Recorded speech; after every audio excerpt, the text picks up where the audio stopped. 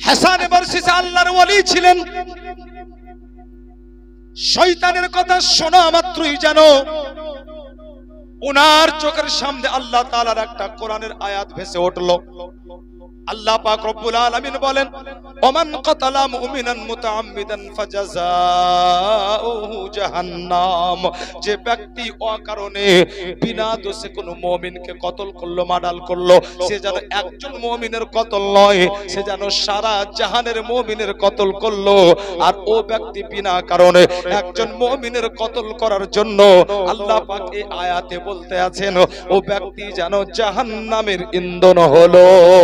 অর্থাৎ যে ব্যক্তি আপনার খোলাসা কথা হচ্ছে এটাই, যে ব্যক্তি অকারণে বিনা দোষে আপনার কোন মানুষকে মার্ডার করবে ও ব্যক্তির ঠিকানা ভয়াবহ জাহান্নাম হয়ে যাবে। হাসান বারসিসা বলতে লাগলো, বলে হুজুর আমি এইরকম কাজ করতে পারবো না, আমি কোনো ভালো মানুষকে মার্ডার করতে পারবো না। আল্লাহু আকবার যখন না বলেছে, শয়তান বলতে লাগলো, বলে তাহলে আর একটা পাপ আছে, ওইটা আপনি করুন। বলে কি আছে? বলে এক কাজ করুন, আপনি একটা নারী ধর্ষণ করুন, অর্থাৎ একটা নারীর সঙ্গে আপনি জিনা করুন। হাসান বারসিসা আবার যেন আল্লাহ পাকের কোরআনের আয়াত দেখতে লাগলেন। আল্লাহ পাক পবিত্র কোরআনে বলেন, লা তাকরাবুজ জিনা ইন্নাহু কানা ফাহিশাতা ওয়া মাকতা ওয়া সাআ সাবিলা। আল্লাহ পাক বলতে আছেন, শোনো, জিনা করা তো দূরের কথা, জিনার ধারে কাছেও তুমি যাবে না। হাসান বারসিসা বলতে লাগলো, বলে হুজুর এটাও আমার দ্বারাই হবে না, আমি জিনার মতো শক্ত গুনাহ করতে পারবো না। এবার শয়তান বলতে লাগলো, বলে তাহলে আপনি একটা কাজ করুন, যেটা ছোট্ট কাজ, একবারে ছোট্ট পাপ, আপনি এক বোতল মদ পান করুন, আর এক বোতল শরাব পান করার পরে আপনি চলে আসবেন, তওবা করবেন, আর তওবা করে নেওয়ার পরে আপনি এমনই একটা পাওয়ার পেয়ে যাবেন, আপনি আল্লাহর জিকিরে বসবেন, আপনার অবস্থাটাও আমার মতো হয়ে যাবে। আল্লাহু আকবার। মুসলমান খুব মন দিয়ে শুনুন বাবুরে আমার, শয়তান কেমন করে মানুষকে ধোঁকা দেয়, আজকে কত দিক থেকে মানুষকে ধোঁকাতে ফেলতে আছে শয়তান। আল্লাহু আকবার। আল্লাহ পাকের ওলি হযরত হাসান বারসিসা এই কথা আপনার শোনা মাত্রই জানো মনে মনে চিন্তা করতে লাগলো, মনরে এক বোতল মদেরই তো ব্যাপার, এক বোতল মদ আমি কিনবো, আর কেনার পরে চুপচাপ মদটা পান করে নেব, আর মদটা পান করে এসে আমি একবারে অন্তর থেকে তওবা করে আমি আল্লাহর ইবাদতে বসে যাব, তাহলে আমি এর মতো পাওয়ারফুল আল্লাহওয়ালা হয়ে যাব। ও মুসলমান, হাসান বারসিসা কি করতে লাগলো বাবা? হাসান বারসিসা এবার যেন আপনার দোকানে গেল, আর যেই দোকানে মদ কিনতে গিয়েছিল ওই দোকানে আপনার একজন নারী, অর্থাৎ একজন সুন্দরী মহিলা মদ বিক্রি করতেছিল। হাসান বারসিসা ওই দোকান থেকে ওই সুন্দরী মহিলার কাছ থেকে এক বোতল মদ কিনলো, আর এক বোতল মদ কিনে নেওয়ার পরে চিন্তা করতে লাগলো, কোথায় বা খাবো, বাইরে যাব না, এই দোকানে মদটা চুপচাপ করে পান করে নি, তার কারণ এখন কোনো কাস্টমার দোকানের মধ্যে নাই। হাসান বারসিসা কি করলো বাবা? ওই দোকানে বসলো, আর মদের আপনার চিপ্পিটা খুলে দেওয়ার পরে যেন এক বোতল মদ একবারে আপনার পান করে নিল। জিন্দেগিতে কোনোদিন মদ পান করে নাই হাসান বারসিসা, আজ আপনার পুরো বোতল যখন পান করে নিয়েছে, হাসান বারসিসাকে মদ আপনার নেশায় গ্রাস করেছে। আর হাসান বারসিসা মদের নেশায় কি করলো? ওই সুন্দরী মহিলার দিকে চোখটা পড়া মাত্রই ওই সুন্দরী মহিলাকে জড়িয়ে ধরলো, আর যখন আপনার তাকে জড়িয়ে ধরলো ওই সুন্দরী মহিলার স্বামীটা আসলো, আর হাসান বারসিসাকে বাধা দিতে গেল। হাসান বারসিসা কি করলো? ওই মদের বোতল উল্টা দিক দিয়ে আঘাত করলো, আর যেমনই আপনার ওই সুন্দরী মহিলার স্বামীর মাথায় আঘাত করা, তার স্বামীর যেন একই আঘাতে ইন্তিকাল ঘটে গেল। আর যখন আপনার ইন্তিকাল হয়ে গেল মুসলমান, হাসান বারসিসা কি করলো? মদের নেশায় ওই সুন্দরী মহিলার সঙ্গে আপনার জেনাতে জড়িয়ে পড়লো। আল্লাহু আকবার। মুসলমান প্রথমে বলেছিল বলে আমি জেনার মতো গুনাহ করতে পারবো না, তারপরে বলেছিল আমি কোনো নির্দোষ মানুষকে মার্ডার করতে পারবো না, কিন্তু আজকে হাসান বারসিসা এক বোতল মদ পান করে নেওয়ার পরে মদের গুনাহ তার মাথাতে চাপলো, তার মাথাতে আপনার জেনার গুনাহটাও চেপে গেল, তার মাথাতে আপনার মার্ডারের গুনাহটাও চেপে গেল। হাসান বারসিসাকে যেন আপনার গ্রেফতার করা হলো, আর গ্রেফতার করার পরে জেলখানাতে বন্দী করা হলো।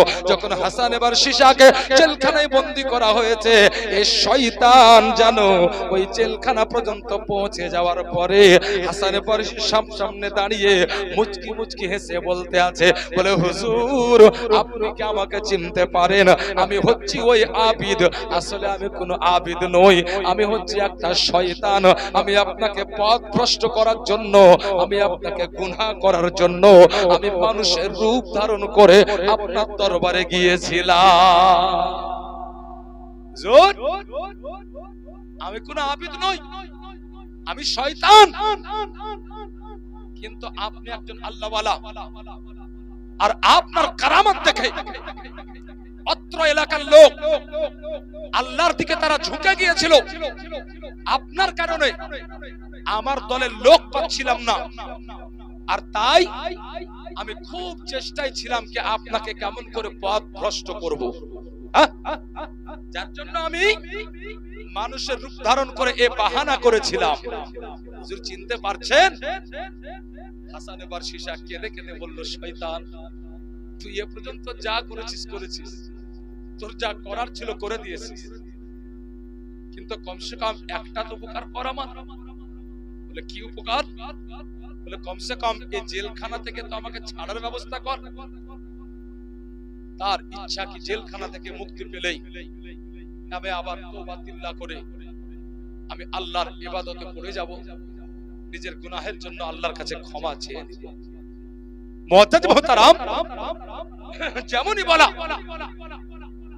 শয়তান মনে মনে ভাবতে লাগলো, মনরে একে আমি তো গুমরাহ করেছি, পথ ভ্রষ্ট করেছি, এখন সুযোগ পেয়েছি, একে শুধু পথ ভ্রষ্ট নয়, একে আমি জাহান্নামী করেও ছাড়ব। কি করলো ইবলিস? শয়তান বলতে লাগলো, হাসান এবার শিশা, জেলখানাতে আপনাকে কেউ আটকাতে পারবে না, জেলখানা থেকে আপনাকে মুক্তি করে দেব, তবে ছোট্ট একটা শর্ত, একবার শুধু আপনি আল্লাহকে বাদ দিয়ে আমাকে সিজদা করবেন। জোরে বলুন নাউজুবিল্লাহ। আল্লাহ বাদ দিয়ে কাউকে সিজদা করা জায়েজ নয়, হারাম আছে। আল্লাহ বাদ দিয়ে কাউকে সিজদা করা চলবে না, যত বড় পীর হোক না কেন, আল্লাহ বাদ দিয়ে কোনো পীরকে সিজদা করা হারাম আছে। এটা কান খুলে আপনার মন দিয়ে আপনারা শুনে রাখুন। আল্লাহ ব্যতীত পৃথিবীতে আপনার কারো ইবাদত করা চলবে না, একমাত্র ইবাদতের মালিক হচ্ছেন আল্লাহ। তাই আমরা প্রথম কালেমাতে পড়ি লা ইলাহা ইল্লাল্লাহ, नहीं है कोई माबूद सिवाय अल्लाह के, নাই কোনো মাবুদ আল্লাহ ব্যতীত, আল্লাহ ছাড়া। বলেন সুবহানাল্লাহ। বুঝা গেল বিরাদার?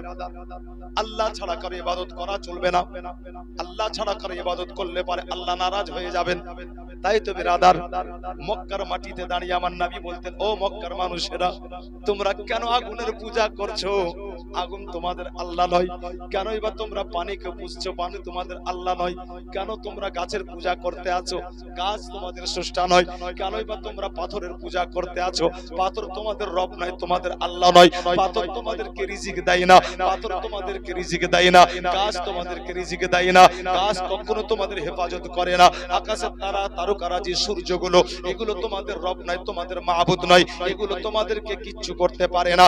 নবী পাক বলতে আছেন, শোনো যে আল্লাহ তাআলা তারকারাজি সহ গোটা জাহানকে সৃষ্টি করেছেন, যদি ইবাদত করতে হয় একমাত্র ওই আল্লাহর ইবাদত তোমরা করো। তোমরা খবরদার কোন গাছ, কোন সূর্য, কোন চন্দ্রের পূজা করবে না।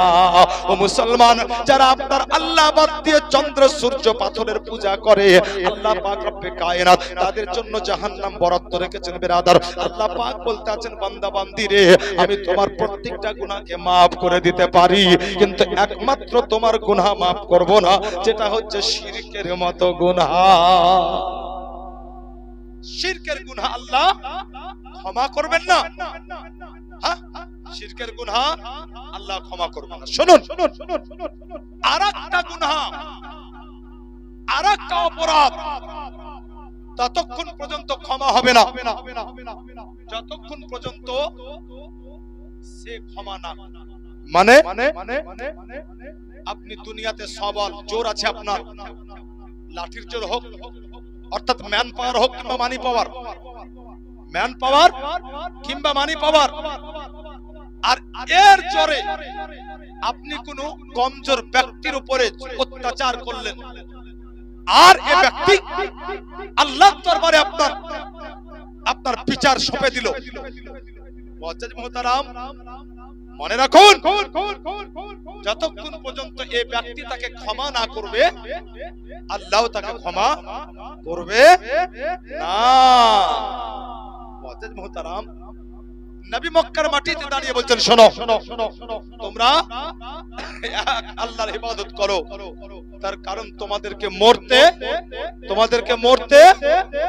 হবে, আর মরার পরে আবার উঠতেও হবে, হিসাবও লাগবে। আপনারা কি বলছেন, মরতে হবে কি হবে না? মরতে হবে। অতএব যতদিন আমরা জীবনে বেঁচে আছি, যতদিন হায়াত রেখেছেন আল্লাহ, আমাদের উচিত হবে আপনার যত পারি বেশি নেকি কামিয়ে নেওয়া। মুসলমান, অতএব এই জগতে আমরা আর ফিরে আসবো না। কিছুদিনের জন্য আল্লাহ আমাদেরকে পাঠিয়েছেন। যেমন এই বাড়ির আপনার মালকিন অর্থাৎ গৃহিণী যিনি ছিলেন, এই বাড়ির চির বিদায় নিয়েছেন। আমিও নানি বলতাম, চির বিদায় নিয়েছেন। আমরা হাজার শক্তি প্রয়োগ করার পরেও, দুনিয়ার সব ধরনের শক্তি প্রয়োগ করে দিলেও আর আমার ও নানিকে আমাদের মাঝে ফিরিয়ে আনতে পারবো? বলুন, ফিরিয়ে আনতে পারবো না। একদিন আমাদেরকেও যেতে হবে, যেমন নানি গিয়েছেন আমরাও কিন্তু চলে যাব। সেই দিকে খেয়াল রাখতে হবে। একবার মহব্বতে দরুদ পাক পড়ুন, আল্লাহুম্মা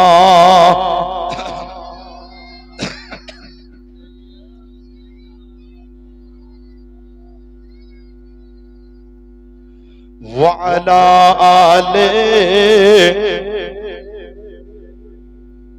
মাওলানা। মোরা দরুদ সালাম পড়ি নবী তোমার শরণে, আর কঠিন দিনে জায়গা দিও তোমার চরণে, আর কঠিন দিনে জায়গা দিও তোমার চরণে। মোরা দরুদ সালাম পড়ি নবী তোমার শরণে, আর কঠিন দিনে জায়গা দিও নবী তোমার চরণে। বলুন আল্লাহুম্মা আমিন। সেই মরণের কথা শুনলে পাই বুকে ব্যথা, সেই মরণের কথা শুনলে পাই বুকে ব্যথা, উহুদ পাহাড় চাপে জানো বুকেতে সে থা। সেই মরণের কথা শুনলে পাই বুকে ব্যথা, আর উহুদ পাহাড় চাপে জানো বুকেতে সে থা। আর তোমার দেখা পেলে ইয়া রাসূলুল্লাহ, তোমার দেখা পেলে ভয় রবে না আমাদের মরণে, আর কঠিন দিনে জায়গা দিও তোমার চরণে। মোরা দরুদ সালাম পড়ি নবী তোমার শরণে, আর কঠিন দিনে জায়গা দিও তোমার চরণে। সেই হিসাব কবরে নিবে গো এমন করে, আর আল্লাহ রাসূলকে বা বলতে হবে গো মোরে। সেই হিসাব কবরে নিবে এমন করে, আর আল্লাহ রাসূলকে বা বলতে হবে গো মোরে। যেন সেই দিনেতে ইয়া রাসূলুল্লাহ, যেন সেই দিনেতে তোমার নাম থাকে স্মরণে, আর কঠিন দিনে জায়গা দিও তোমার চরণে।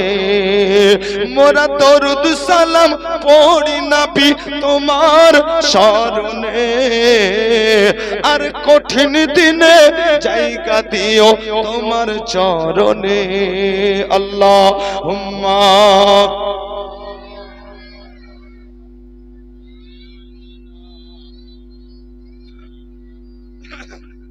ওয়া আলা আলে মাওলানা মুহাম্মদ সাল্লাল্লাহু তাআলা আলাইহি সাল্লাম। আলোচনা করতেছিলাম বিরাদার হাসান বারশিশা এবারে আপনার জেলখানায় বন্দী অবস্থায় বলতে লাগলো, বলে ইবলিস শয়তান কমসে কম তুই একটু আমাকে জেলখানা থেকে মুক্তি করার ব্যবস্থা তো কর। এইদিকে হাসান বারশিশা যেমন এই কথা বলা, ওইদিকে আপনার ইবলিস শয়তান মনে মনে এবার চিন্তা করতে লাগলো, বলে মনে রে আমি হাসান বারশিশাকে পথ ভ্রষ্ট করেছি, এবার তাকে আমি জাহান্নামী করেই ছাড়বো। ইবলিস শয়তান বলতে লাগলো, ও হাসান বারশিশা আপনাকে জেলখানা থেকে মুক্তি করতে পারি, তবে শর্ত হলো একটাই, একবার আপনাকে আমাকে সিজদা করতে হবে। যেমনই আপনার এই কথা বলা, হাসান বারশিশা বলতে লাগলো, বলে শয়তান আমার হাত বাঁধা পা বাঁধা, আমার হাতে পায়ে লোহার শিকল পরানো আছে, এহেন অবস্থায় আমি তোকে কেমন করে সিজদা করব। যেমনই আপনার বলা, শয়তান বলতে লাগলো, বলে হাসান বারশিশা আপনাকে ওই রকম করে মাটিতে মাথা রেখে সিজদা করতে হবে না, আপনি শুধু সিজদার নিয়ত করে একবার আপনার মাথাটা ঝুঁকিয়ে নিন। যদি আপনি একবার মাথাটা ঝুঁকিয়ে নিন, আমি জানবো আপনি আমাকে সিজদা করে নিয়েছেন। আল্লাহু আকবার। মুসলমান হাসান বারশিশা কি করলো, যেন জেলখানাতে হাতে পায়ে শিকল পরা অবস্থায় যেন নিজের মাথাটা ঝুঁকিয়েছে। হলো ইবলিস শয়তান, এই দামি তোর আমি মাথাটা ঝুঁকালাম, অর্থাৎ আমি দিলের নিয়াত করে মাথাটা ঝুঁকিয়ে দিলাম। যেমনই আপনার মাথাটা ঝুঁকিয়ে দেওয়া, শয়তান ওই জায়গা থেকে পালালো। আল্লাহ পাক রব্বুল আলামিন একজন ফেরেশতাকে হাসান বারশিশার কাছে পাঠিয়ে দিলেন। আল্লাহ পাক বলতে আছেন, ও ফেরেশতা আমার, হাসান বারশিশাকে একটা পায়গাম একটা খবর শুনিয়ে দাও। হাসান বারশিশার কাছে এসে ওই আল্লাহ পাকের ফেরেশতা এবারে আপনার যেন পায়গাম শোনাতে আছেন, হে আল্লাহর বান্দা, হে হাসান বারশিশা শোনো, তুমি 220 বছর ধরে আল্লাহর ইবাদত করতে আসো।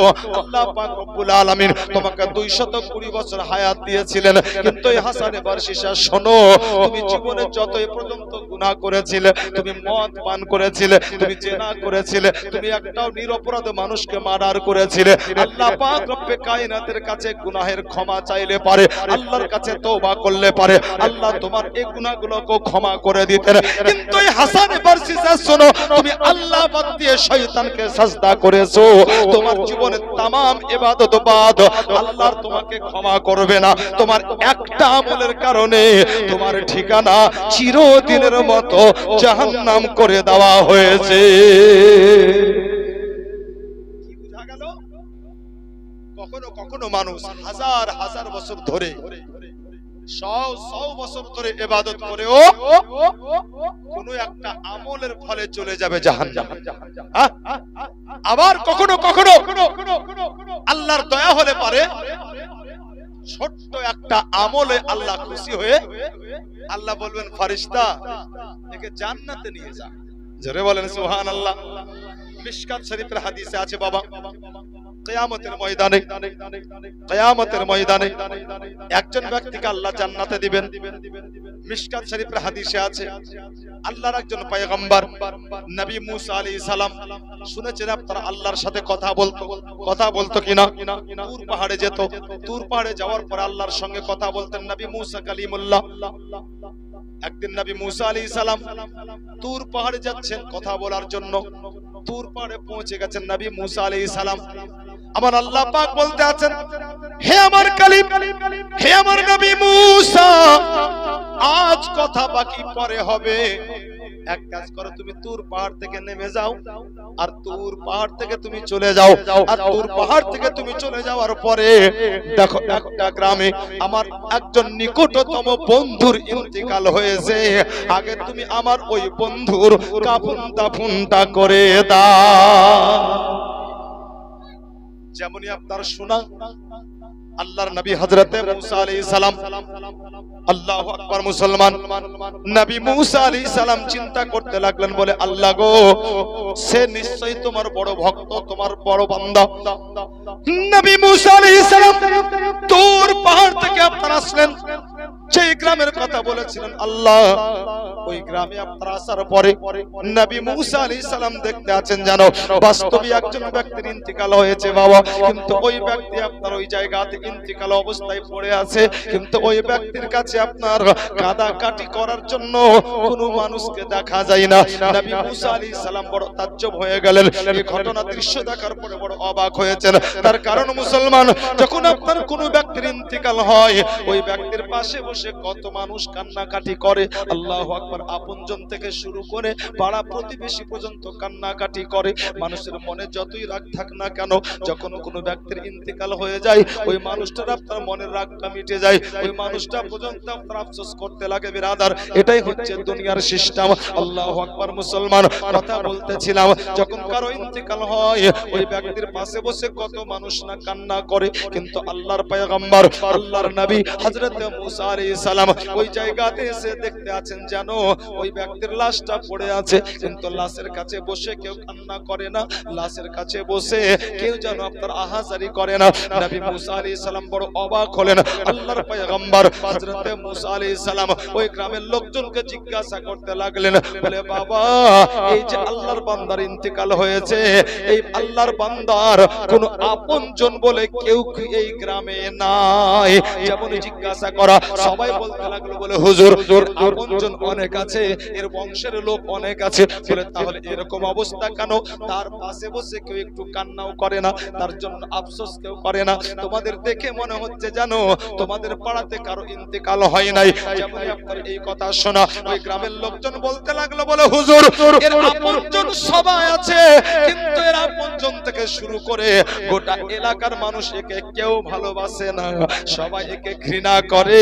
তার কারণ এ পাপ থেকে শুরু করে অর্থাৎ ছোট থেকে বড় সব ধরনের পাপ করে এ বেড়ায়। হুজুরের জীবনে অনেক গুনাহ, শরাব পান করত, জেনা করত, রাহুদারি করত, লুটতারাজ করত। বলে হুজুর যার জন্য সবাই ঘৃণা করে, এই ব্যক্তিকে কেউ পছন্দ করে না, এমনকি তার আপনজন পর্যন্ত আজকে তার জন্য কান্না করে না, তারাও বলতে আছে তার ইন্তিকাল হয়েছে, ভালো হয়েছে। আল্লাহু আকবার বিরাদার, যেমনই আপনার কথাগুলো শোনা নবী মুসা আলাইহিস সালাম চিন্তা করতে লাগলেন, বলে আল্লাহ গো যাকে সবাই খারাপ বলে, যাকে কেউ পছন্দ করে না, যাকে সবাই ঘৃণা করে, আল্লাহ তুমি তাকে নিজের বন্ধু বলো। আল্লাহ সবাইকে খারাপ বলছে, পাড়া প্রতিবেশী থেকে শুরু করে তার আপনজন পর্যন্ত বলছে খারাপ, পাপী। আল্লাহ তাকে তুমি বন্ধু বলো? আল্লাহ গো কোন পাপী তো তোমার বন্ধু হতে পারে না। নবী মুসা আলাইহিস সালাম বলতে লাগলেন, বলে আল্লাহ সে জীবনে এমন কি আমল করেছিল, সে এমন কি আমল করেছিল যার জন্য তার আমলে তুমি খুশি হয়ে বন্ধু বানিয়েছো? একবার মহব্বতে বলেন সুবহানাল্লাহ। আমাদের আল্লাহ কত মেহেরবান, আল্লাহ কত দয়ালু, কত দাতা, আল্লাহ আমাদেরকে কত ভালোবাসেন বিরাদার। আল্লাহ পাক রব্বুল আলামিন নবী মুসা আলাইহিস সালামকে বলতে আছেন, আমার পয়গম্বর পাড়ার লোক, গ্রামের লোকজন যা বলেছে একটাও মিথ্যা নাই, সব সত্য। সে জীবনে গুনাহ করেছে, বেশুমার গুনাহ, উহুদ পাহাড়ের চাইতে বেশি তার জীবনে গুনাহ, কিন্তু তার একটা আমল আমি আল্লাহ আমাকে এত খুশি করেছে, আমি আল্লাহ তার গুনাহগুলোকে ক্ষমা না করে থাকতে পারি না। নবী মুসা বলতে আছেন, আল্লাহ ওইটাই তো শুনতে চাই, সে এমন কি আমল করত গো যার জন্য বড্ড খুশি হয়ে তুমি তার গুনাহকে ক্ষমা করে দিয়েছো। আমার আল্লাহ পাক রব্বুল আলামিন বলতে আছেন, হে আমার নবী মুসা আলাইহিস সালাম শোনো, সে 24 ঘন্টায় একটা আমল করত, প্রত্যেকদিন যেন আসমানের দিকে মাথা উঠিয়ে আমার বান্দা বলতো ওয়া আকরিহুল ফাসিকিনা ওয়া ইন কুনতুম ফাসিকা। আয় আল্লাহ গো আমি একজন গুনাহগার, আমি একজন বদকার, শিয়াকার, খাতাকার, কিন্তু আল্লাহ আমি কোন গুনাহগারকে ভালোবাসি না। জোরে বলেন সুবহানাল্লাহ। ও নিজেই বলতে, আল্লাহ আমি একজন ফাসিক, আমি একজন গুনাহগার, কিন্তু আল্লাহ কোন গুনাহগারকে ভালোবাসি না, পছন্দ করি না। এজন্যই পছন্দ করি না, তার কারণ হচ্ছে আল্লাহ তুমি কোন গুনাহগারকে পছন্দ করো না। আয় আল্লাহ, যদি আমি গুনাহগার কিন্তু আমি একজন নেককারকে ভালোবাসি, তার কারণ তুমি একজন নেককারকে ভালোবাসো। আর শেষের বেলায় বলতো, আয় আল্লাহ আমার জীবনের গুনাহগুলোকে কেউ মিটাতে পারবে না, ক্ষমা করতে পারবে না, একমাত্র তুমি ক্ষমা করতে পারো।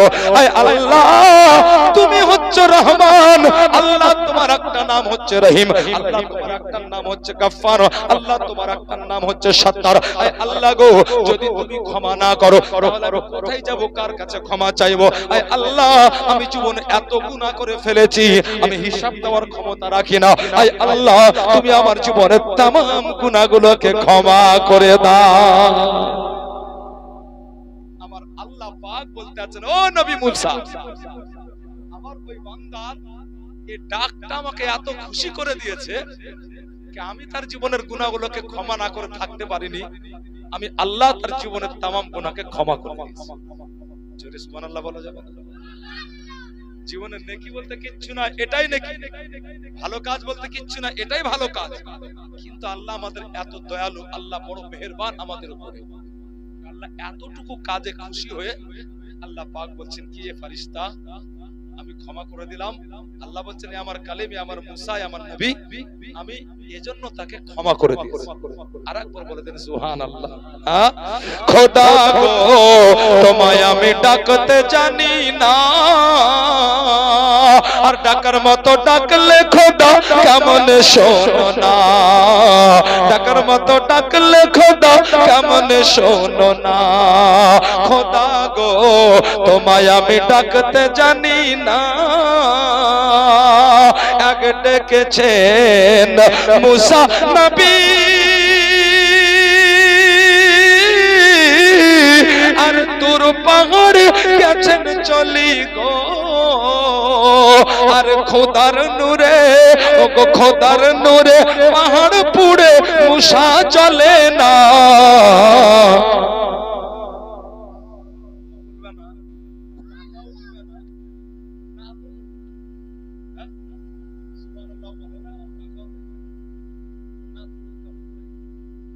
সুবহানাল্লাহ। আরেকটু মহব্বতে বলুন ইয়া রাসূলুল্লাহ। খোদা গো তোমায় আমি ডাকতে জানি না, আর ডাকার মতো ডাকলে খোদা কেমন শোনো না, ডাকার মতো ডাকলে খোদা কেমন শোনো না। আরে এক ডেকেছেন নবী আলী,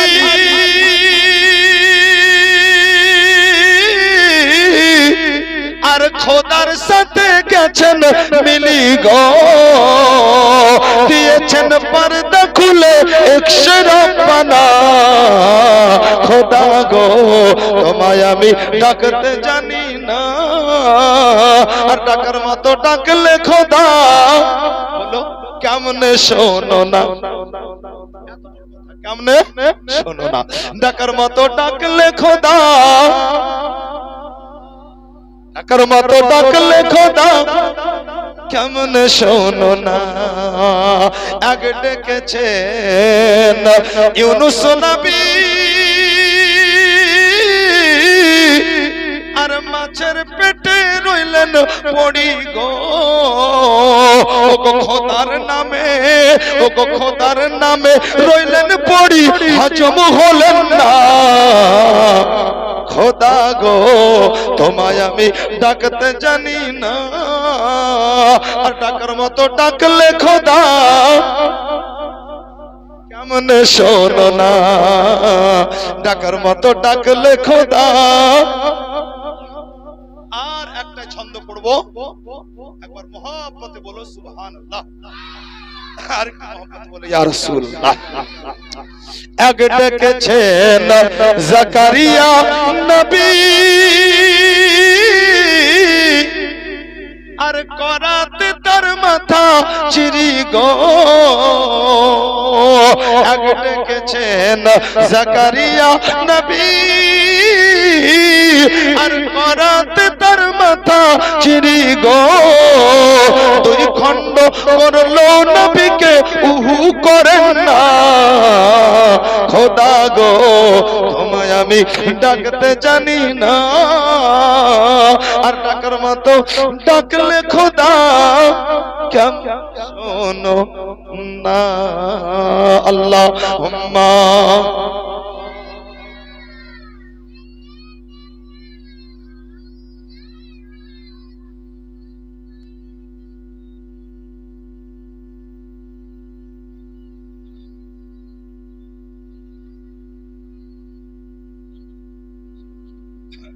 وعلى سيدنا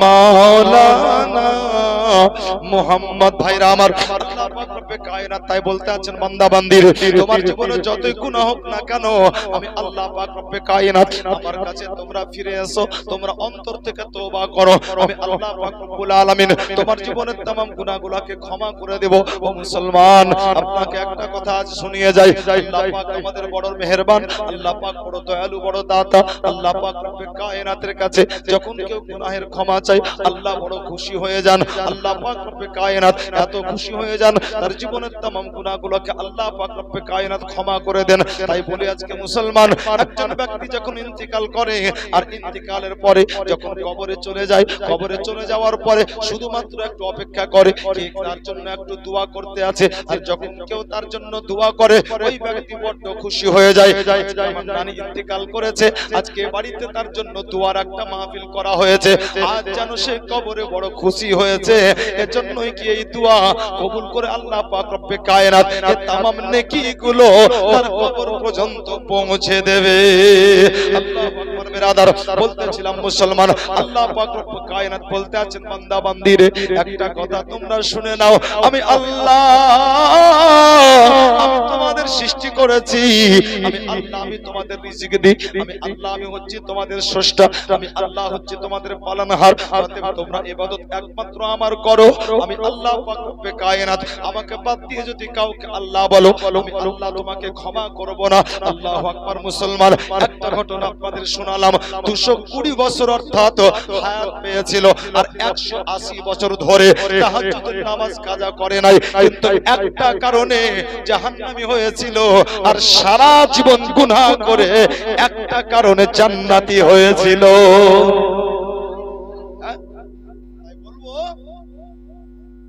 নামাজ পড়লেই মনে করবেন নাকি আমি জান্নাত পাবো এটাও মনে করবেন জান্নাত আল্লাহর দয়াতে পাওয়া যাবে কিন্তু নামাজ পড়লে মাশাআল্লাহ কোরআন হাদিসের থিওরিতে যতটুকু পেয়েছি আমরা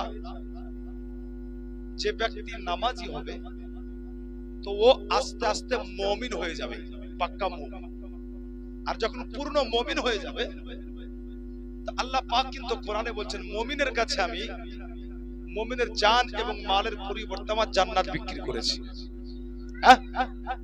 আমি এটা পয়গাম দিতে আসিনি কি নামাজ পড়বে না তোমরা আমি এটা বলতে আসিনি কি আপনারা নামাজ পড়বেন না কিন্তু আমি ওই সমস্ত নামাজীদের উদ্দেশ্যে বললাম কথাটা যারা নামাজ পড়ে কিন্তু এই নামাজ নিয়ে এত অহংকার করে যেটা আল্লাহ তাআলার কাছে পছন্দের নয়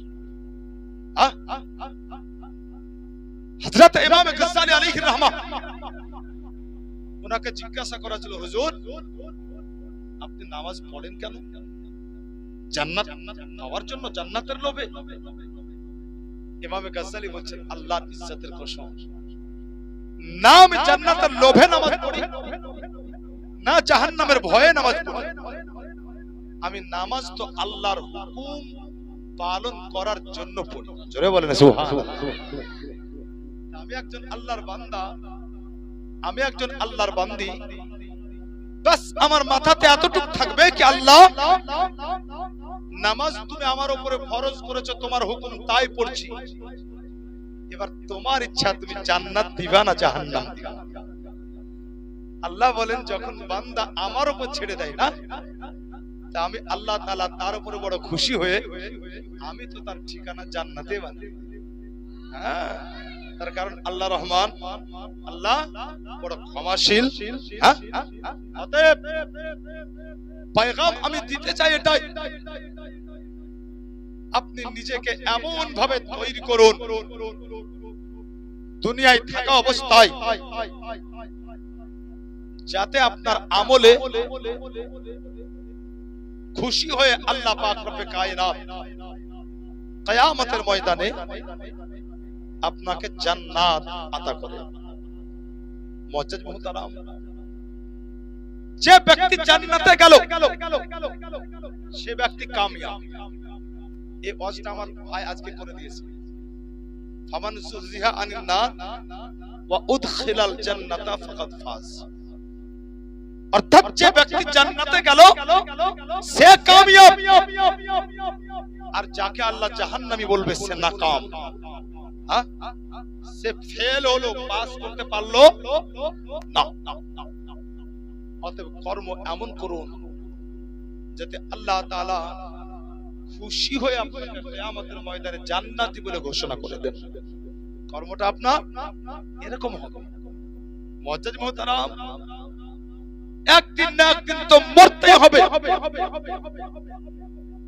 মরণ কাউকে ছাড়বে না। আল্লাহু আকবার।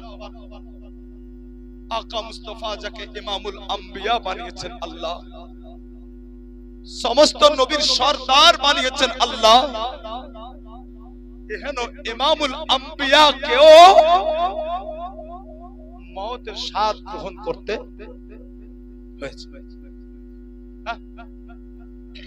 এহেন মওতের স্বাদ গ্রহণ করতে হয়েছে। তাহলে আপনি আমি কোন ক্ষেতের মলি? অতএব মওত একদিন না একদিন আপনাকে গ্রাস করবে, একদিন না একদিন আমাকে গ্রাস করবে। অতএব মওতের কবলে আমাকে পড়তে হবে, আপনাকেও পড়তে হবে। যদি এটাই শেষ হতো তাহলে আপনাদেরকে এত উপদেশ করতাম না, এত উপদেশ মানে আপনাদের শোনাতাম না। কিন্তু আমরা পড়েছি, জানি মওতের পরের যে জিন্দেগি এত ভয়ানক জিন্দেগি। আল্লাহু আকবার। যদি এটা আমরা চোখে দেখতাম, এটা আমরা চোখে দেখতাম, তাহলে আমরা দুনিয়ার মোহব্বত বিন্দু মাত্র অন্তরে রাখতাম না। দুনিয়ার মোহব্বত অন্তর থেকে অটোমেটিক আমাদের পার হয়ে যেত, আমরা পাগল হয়ে যেতাম। আল্লাহু আকবার। আমরা দেখতে পাই না, এটাও আল্লাহ তাআলা এর ভিতরে রাজ রেখেছেন। এটা আল্লাহর একটা বড় মেহেরবানি। কার মনে আছে কিনা বলতে পারবো না, মনে হয় মনে থাকতে পারে। এই কবরস্থানে একটা কবর থেকে ধোঁয়া দেখেছিলাম, তাই না? মনে হয় ভুলে গেছে। আর এমন একটা আওয়াজ যে কবরের কাছে গরুও গিয়ে দৌড়ে পালিয়ে গেছে। আমি তার নাম বলতে চাই না, এজন্যই কি আল্লাহ তাআলা তার ইজ্জতকে দুনিয়াতে আবদ্ধ করে রেখেছেন, ঢেকে রেখেছেন, পর্দায় রেখেছেন। তাই আমি ওনার নাম বলে ওনাকে বেপর্দা করতে চাই না। কিন্তু আল্লাহ তাআলা কখনো কখনো মাঝে মাঝে আপন বান্দা বান্দীকে এরকম নিদর্শন দেখান, যাতে করে ও হুঁশিয়ার হয়ে যায়, যাতে করে ও সাবধান হয়ে যায়, যাতে করে ও নিজেকে পরিবর্তন করে। কিন্তু আমরা গাফিল। আমরা এত কিছু মাশাআল্লাহ দুনিয়াতে দেখার পরেও আমরা হুঁশিয়ার হই না, আমরা সাবধানতা অবলম্বন করি না। আমরা গাফিলাতিতে জিন্দেগি কাটাই, আর শেষের বেলায় আমরা আফসোস করতে করতে ইন্তিকাল করি। মুআজ্জাজ মুহতারাম, ইন্তিকাল তো এমন হওয়া উচিত কি মুখে আল্লাহর নাম থাকবে আর এ দেহে থেকে আপনার প্রাণটা বার হবে। সোশ্যাল মিডিয়ায় দেখেছেন মনে হয়, আমাদের ওস্তাদ গতকালকে ইন্তিকাল করেছিলেন। আজকে জানাজা হলো 10টায়। আলহামদুলিল্লাহ কবরে নামালাম, আমি গুনাহগার ছিলাম। জানাজা পড়লাম, হাজার হাজার মানুষ, উলামায়ে কিরামের ভিড়। তার কারণ হাজার হাজার আলিমের উস্তাদ, ওনার ইন্তিকালটা মাশাআল্লাহ কাল থেকে চরম ভাইরাল। উনি ইন্তিকাল যখন করছেন তো জিকির করছেন আল্লাহ হু আল্লাহ হু, সুবহানাল্লাহ বলবেন। কি ভাগ্যবান ব্যক্তি, কি ইন্তিকাল নজুর সময় নাজাত হালাত, এত নাজুক মুহূর্ত, এত ভয়ানক ঘড়ি যে সময়তে আপনার মওতের জখমদারির সময় বড় বড় বাহাদুর পর্যন্ত আপনার পিক হারিয়ে দেয়, তাল হারিয়ে দেয়। আল্লাহু আকবার। হুজুর মুজাহিদে মিল্লাতের মুরিদ, মুফতি আজম হিন্দের খলিফা, মুফতি আজম হিন্দের খলিফা হুজুর মরহুম কারি সাইফুদ্দিন সাহেব কিবলা, ওনার ইন্তিকালের সময় উনি জিকির করতে আছেন আল্লাহু আল্লাহ। আরে আল্লাহ জিকিরে কি মিলে, আল্লাহ জিকিরে কি পাওয়া যায়? আমার আল্লাহ পাক বলতে আছেন বান্দা বান্দিরে, শান্তি কোনো বাজারের মাল নয়, শান্তি বাজারে গিয়ে কিনে পাবে না, শান্তি দুনিয়ার কোনো বাজারে বিক্রি হয় না, শান্তি টাকায় পাওয়া যায় না। আল্লাহ বলেন বান্দা বান্দিরে, শান্তি কোথাও পাবে না। শান্তি যদি পেতে চাও তাহলে এক কাজ করো, আলা বিযিকরিল্লাহি তাতমাইন্নুল কুলুব। আল্লাহ বলেন বান্দা বান্দিরে, যদি তুমি সত্যি শান্তি পেতে চাও তাহলে তুমি আমার জিকির করতে আরম্ভ করো। যে আল্লাহর জিকির করে সে আপনার শান্তি পায়। কোরআনের তিরমিজিতে যদি দেখা যায় তো বড় ভাগ্যবান ব্যক্তি আমাদের ওস্তাদ কিবলা কারি সাইফুদ্দিন সাহেব, তার কারণ আল্লাহর নাম মুখে উচ্চারণ হচ্ছে আর ওনার দেহ থেকে প্রাণ বের হচ্ছে। ভাগ্যবান। মওত পাক কায়নাতের কাছে দোয়া করি আল্লাহ যেন ওনার মাকাম জান্নাতে করে দেন, বলুন আল্লাহুম্মা আমিন।